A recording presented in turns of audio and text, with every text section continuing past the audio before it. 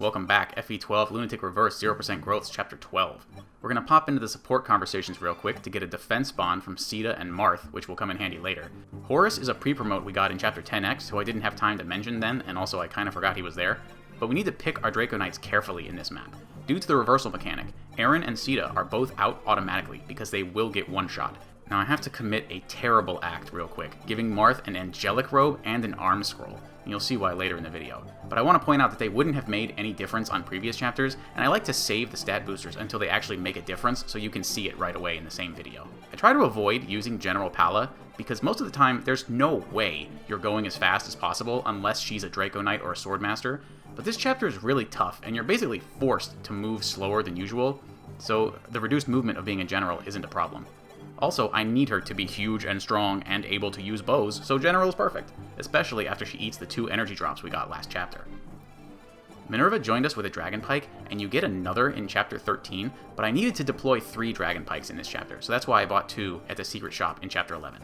Unsurprisingly, I'm going to forge some might, this time it's +2, onto a Wyrmslayer, so that our Swordmaster, which is Minerva this time, can one-round the very scary dragons on this map.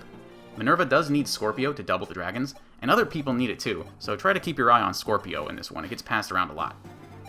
Getting into the map, we've got some big problems right away. There's a dragon way too close that needs to get taken care of, but Minerva needs to be closer to the bridge to the left, so she's unavailable for that kill, leaving a Dragon Pike Draco Knight and Etzel to deal with it.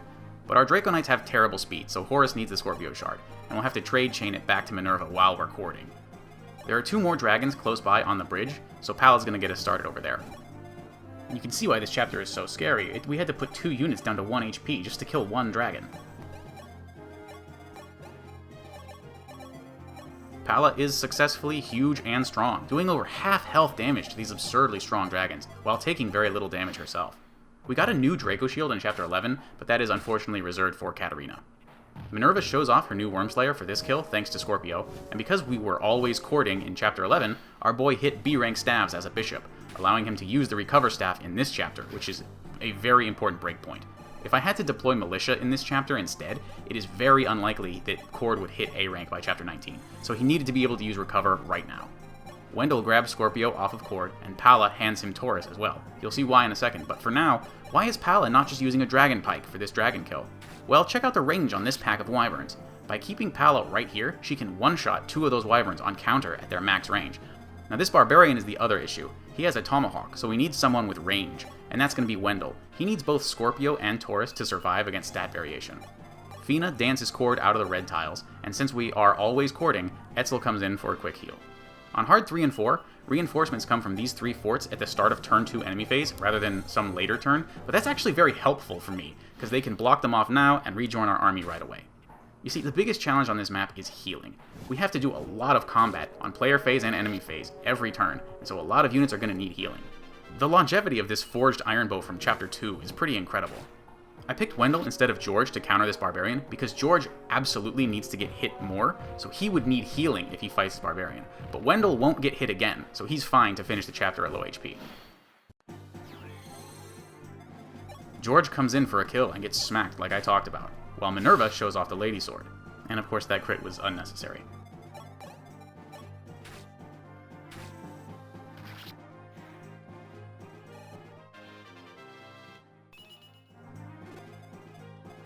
We gotta get Scorpio back on Minerva here for future dragon kills, as well as some annoying Taurus management, so we gotta get that onto Sirius for the boss kill. I said the main challenge of this map is healing, so maybe it looks odd that I'm using the weakest heal staff so much, but it's really about the number of units that need healing, rather than the actual amount of healing being done. I gave George that Wyvern kill instead of Palla, because I need Palla 1 tile ahead here.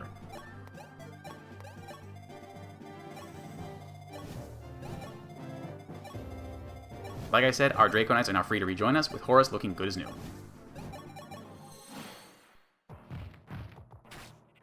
Big, huge Palla. Now check this out. All our Draco Knights have a pretty shit chance to hit this dragon. Katri is at 73 base hit, but both Palla and Marth are giving her a support bonus for a total of 20 extra hit, resulting in a very comfortable 93 hit chance. I love stuff like that. And she needed Gemini to kill against stat variation. Minerva keeps up the good work, but this enemy Swordmaster is a problem. He's got 11 sword, which hits our whole army pretty hard, except for Etzel's insane 11 resistance as a sage, so even though he gets doubled, he's looking pretty healthy.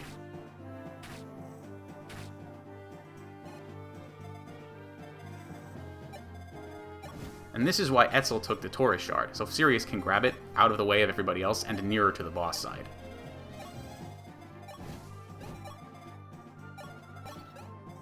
See, look how hard this guy hits Palla. He's a tough customer. Now Marth recruits this berserker named Daros, and Fina dances Marth back out of the red. Daros is actually a super solid unit. Tons of HP, defense, and strength, and a high axe rank, which is very rare and very valuable in this game. So we'll see plenty of work from Daros throughout the run. Wendell didn't have space to bring his own men staff because of the earlier Star Shard stuff, but with proper setup, he can grab one off of Cord right here to top up Etzel. Palla could have filled up her inventory from Horus and convoy warped her Steel Lance after killing the Swordmaster, to thus re-equip the bow, and then counter this dragon. But it doesn't actually help anything, so I didn't do that.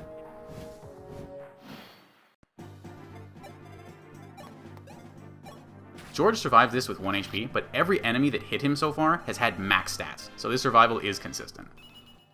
Minerva needs a Strength Shard now, where she didn't before, because this dragon is standing on a fort, and so she's able to grab Leo off of Palla. You know, for supposedly stealing XP, my pre-promotes sure are leveling up.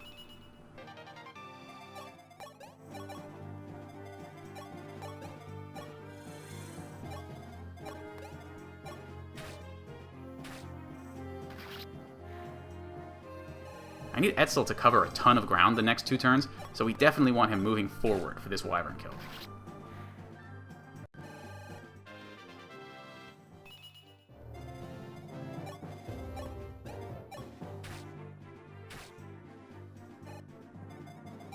Daros and Palla hit pretty hard, and like I said, Wendell doesn't need to get hit for his remaining combat.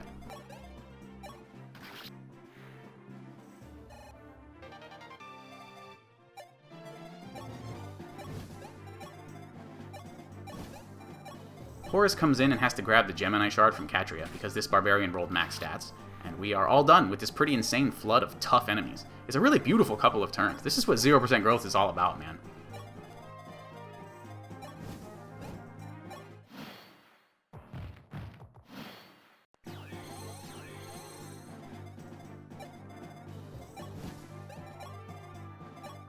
Etzel needs to get moving, and Horus needs a heal, so we killed 2 birds with 1 stone. They stopped short of Etzel's max movement to stay in range of Fina. 1 more recover, and Minerva's all done for the day.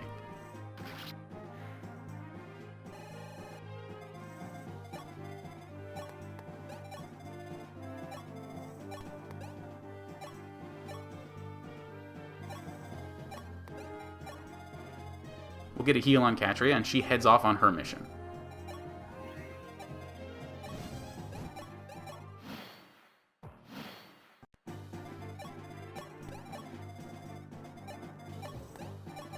Marth needs our Forged Wyrmslayer, and Horus needs Scorpio and a Dragon Pike. I was trying to use Fina as like a second mini convoy, but it ended up not helping, and I could have just had that Dragon Pike on Horus the whole time.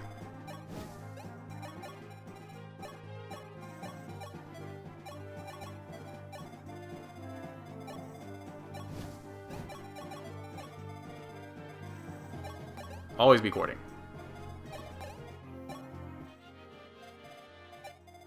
After you pass the forts that are next to Marth and Etzel, something like 10 new dragons will spawn from forts around the map, and there's no way I can handle it, so we need to skip it entirely.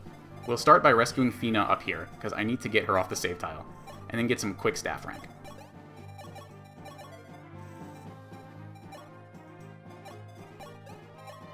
Now this first save tile is for Catria to get a low hit, low percent crit for the last Star Shard, Pisces.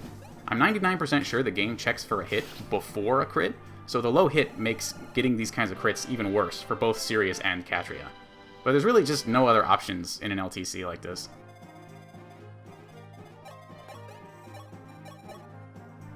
These are probably the most unreliable crits in the whole run because of these terrible hit rates going along with the low crit chance. The last dragon is where we shine, though. You could use a Killer Lance crit from Horus and the Devil Sword from Marth, but fuck that. We don't have another save tile, so I'm not following up those horrible crits with another one. Horus needs Scorpio to avoid getting doubled, and lands a hit with his Dragon Pike. Then the Angelic Robe is required for Marth to survive the reversal mechanic, and the Arm Scroll allows him to use the Wyrmslayer for a beautiful kill. Now Fina helps Marth get us out of here on turn 8. Same as my Hard 3 run. This is a really great chapter for an LTC like this. Just barely able to get all the kills and heals we need, and just barely escaping with our lives before we get overrun. I love it. Thanks for watching.